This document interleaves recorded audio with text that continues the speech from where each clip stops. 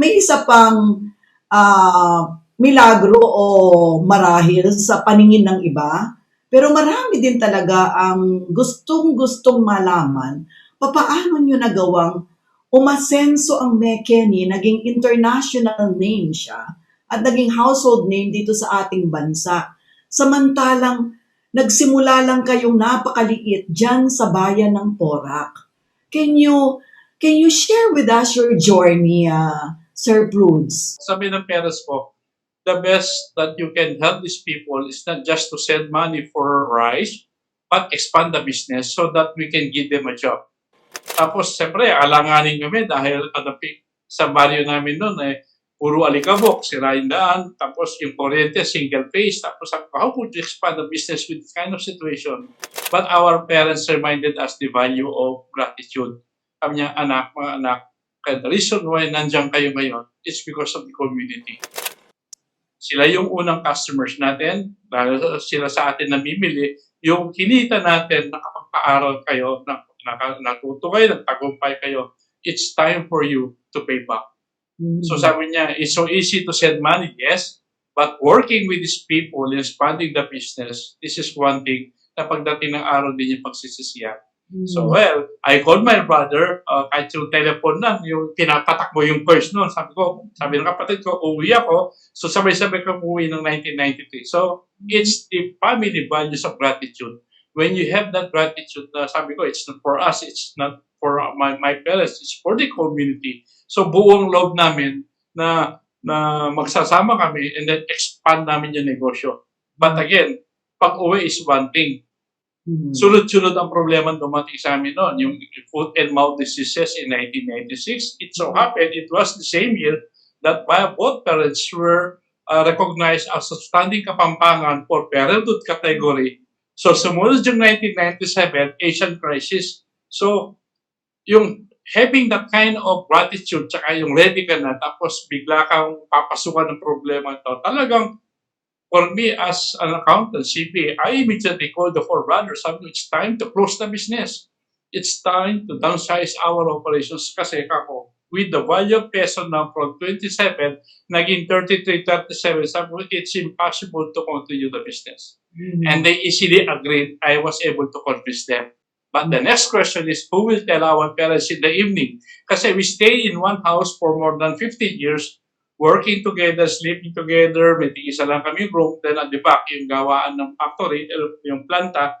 So, who will tell our parents? Sabi na, ikaw ang nag-suggest eh. So, at night, tinanong ko yung parents, sabi ko tayo, because of the situation, foot and mouth diseases, because of the Asian crisis, we have to close down or at least minimize by 50% ang operation natin. Ito maganda. This is, I always love to share it. Sabi ni Tatang, so you made the decision already. Sabi ko, opo. So sabi ko naman, with the promise that when everything becomes normal, we promise to go back. We'll work abroad again. Sabi ni Tatang, ano ba reason ba't kayo umuwi? Para sa amin, para sa inyo, o para sa mga tao? How come that you make a major decision without even consulting them? That's very unfair. Nangingilabot ako. Alam mo yung lead man nila, hindi siya high school graduate. Kasama pa rin namin siya, supervisor na siya. Sabi niya, Sir, pwede ho ba? Ito mga kasama ho namin, may pamilya po pinapakain.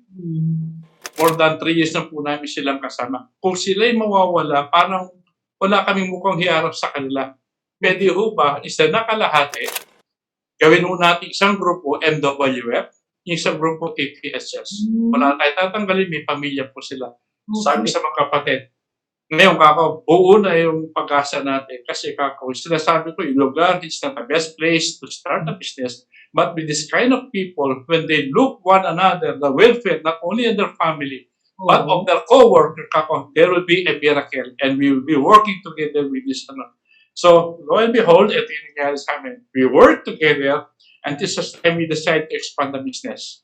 Punta na kami dito sa planta. And then once we expanded, sabi ko, productivity, quality, and then mag-benchmark tayo. We will join the contest for the best meat processing, not to win, but just to benchmark. Where are we when it comes to the standard?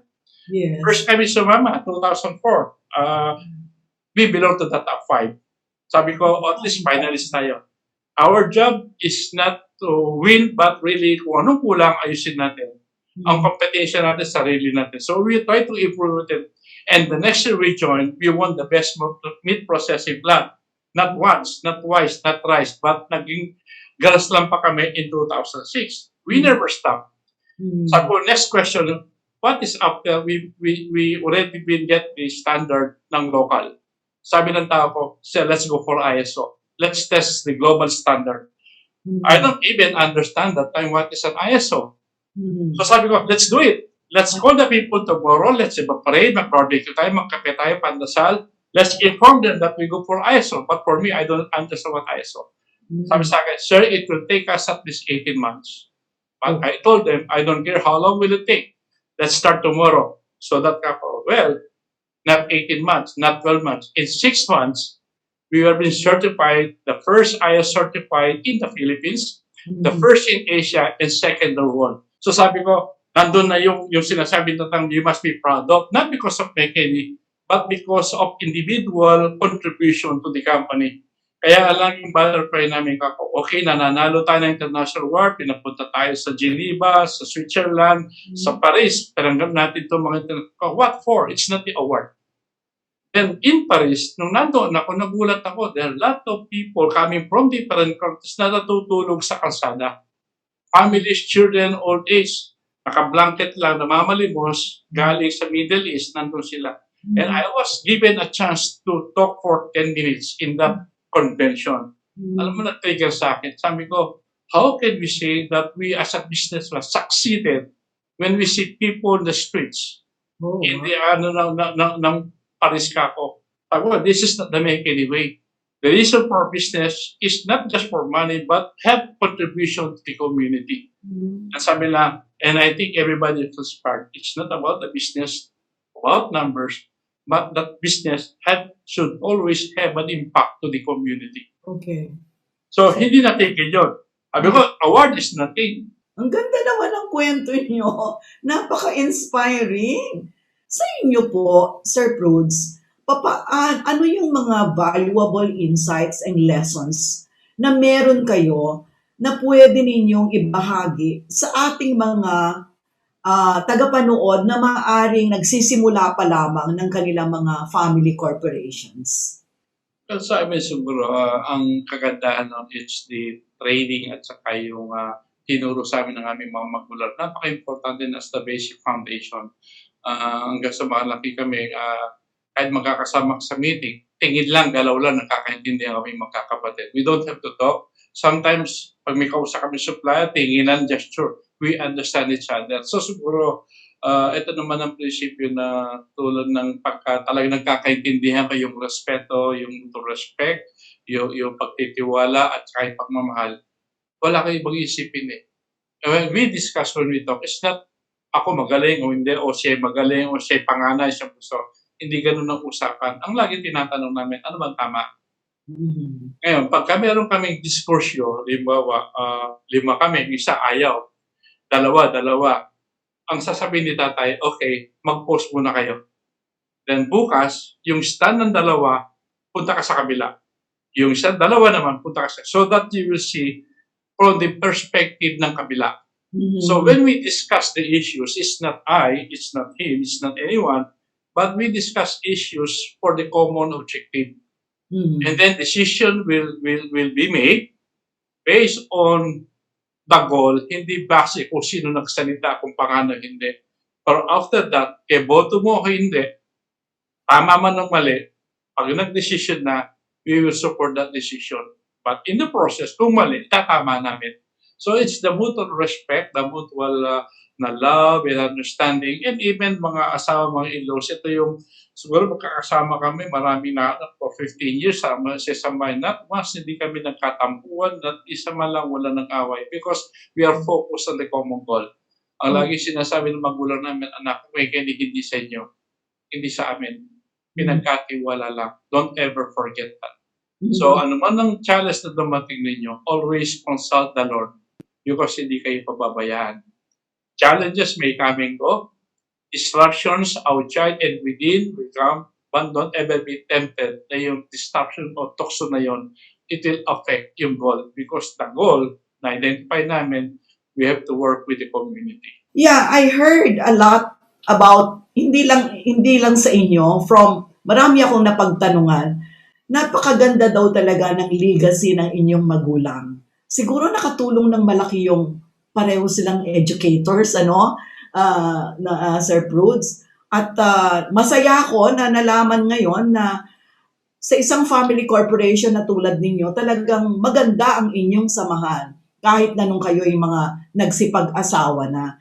But do you also have other people outside your family? Do you have, let's say, independent directors in your board? Can you tell us about the structure of your organization, if you don't mind? Just so you can, inspire or give people, some insights as to how you can strengthen a family corporation.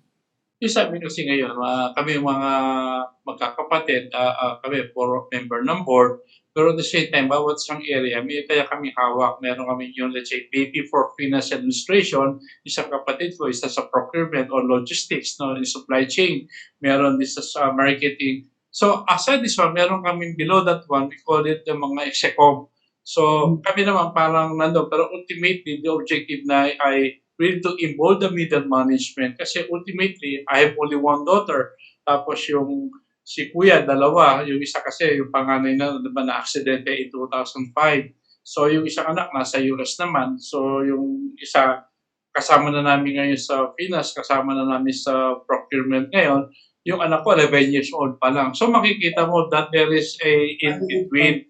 Sabi ko, Mekeni is not about the Garcia family. Mekeni is composed of everyone within the organization that treats each other as a family.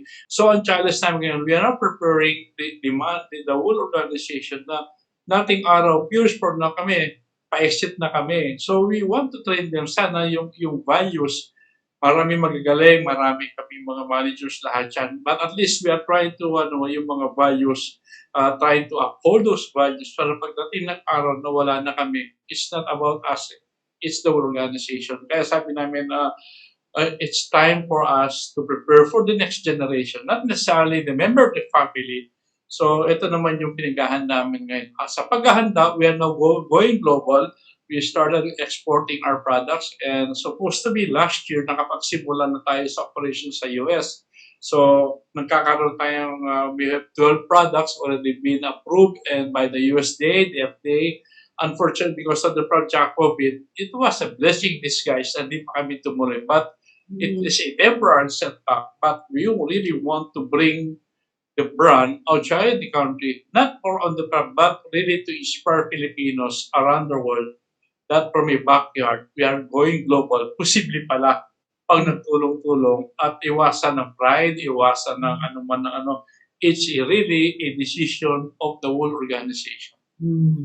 And at this point, I'd like to congratulate you. Medyo nangingilabot ako sa kwento ninyo. I always want to listen to stories like the one you're telling us kasi maraming mga tao, lalo na sa pinagdadaanan natin ngayon, nawawalan sila ng pag-asa. Sir Prudes, grabe ang desperation everywhere. Maraming nawalan ng hanap buhay.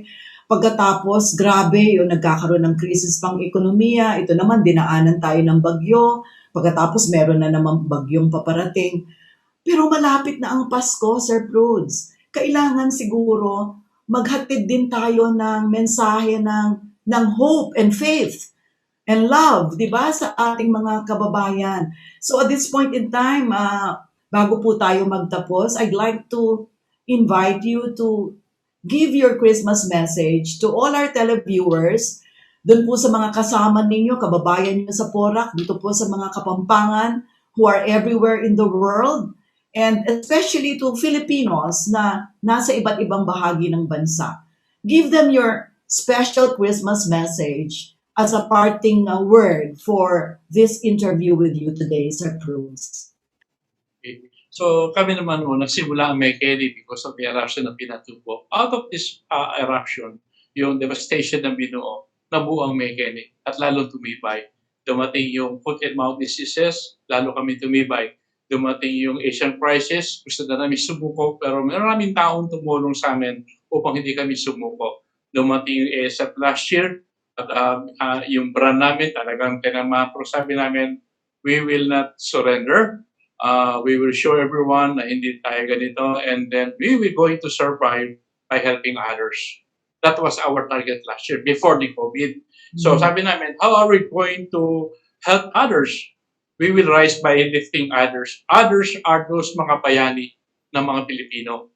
Hindi naman yung mga binaril sa luneta, hindi lamang yung nasa abroad. But of course, yung mga taong mga vendors sa street, sa kanto, mga street vendors, why don't we create a product for them?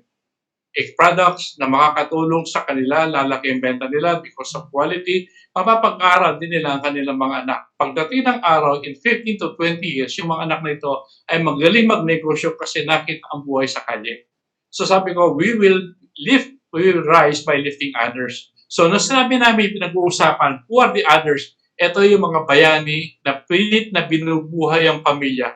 Mahirap man, ginagawa hindi lang para pakainin, kundi mapag-aral ng kanilang mga anak. So ako, bayani lines. Kaya gumawa kami ng siopaw, gumawa kami ng kikiam, skid balls, lahat ng And then without knowing, ito pala yung challenge last year. God is preparing us for a bigger challenge, which is the COVID. Initially, sabi nga, hindi pa dumating yung matronan, ay silang na ako. Immediately, hindi pa nade-declare ng total lockdown. Sabi ko, shutdown tayo ng 1 week uli para protection ng mga tao. But when we discussed this, sabi na, bakit titigil? Paano pagkain ng tao? Paano yung mga sweldo ng mga tao? So, hindi kami tumigil, nagplano ka nung gagawin. Next, sabi ko, hindi magtatagal. Ang problema ito, hindi 1 month lang, hindi 2 months, maybe years. Pero sabi ko, we will survive, but we can only survive if we help others to survive.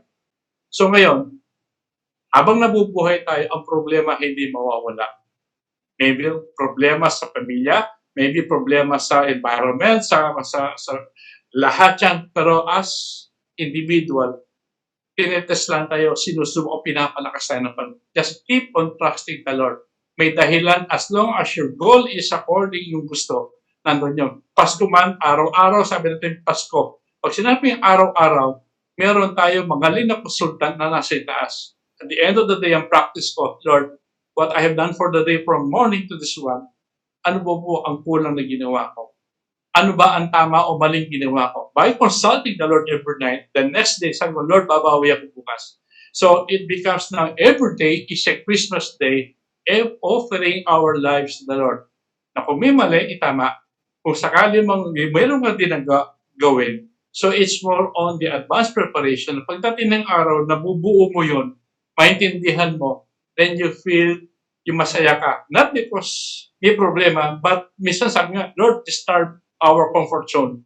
Without knowing, as we go on, tapos ka na sa chapter na babalikan mo, alagay ko, ang magiging epekto nito sa atin, you will always be ready to face challenges and help others also to survive. Help others to inspire. Na pagkakasi sumuko tayo, walang mangyayari. And there's always that fear. Normal lang yan. Pero staying, natakot ka. Lagi sinasabi na tayo, alam mo na, kung ka matakot magkamali, pag-aralan mo, then you make a decision. Because without making a decision, it's already a major decision. So pag-aralan mo, you consult people, then you make a decision kung mali, itama. Pero kung tuloy-tuloy lang. And that is the most important na ano man ang mangyari, you always consult the Lord. Siguro, yung araw Pasko, na sana araw-araw, we'll be able to touch someone, hindi mahalaga kung ilan. At least one. You inspire others. So ito yung, sabi ko, hindi lang ako. Everyone has a role to play in every situation. Keep on inspiring. Ay, thank you so much, Sir Prudes. Alam niyo po, after listening to you, ang masasabi ko lang on a personal level, a personal note, bagay na bagay nyo ang pangalan na binigay sa inyo ng magulang ninyo.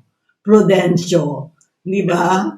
And you have a very beautiful heart. Thank you so much, Sir Prudes, for joining me in Business Unusual. Good luck po sa inyo. More power. And advance Merry Christmas to you and to your family. Thank you so much.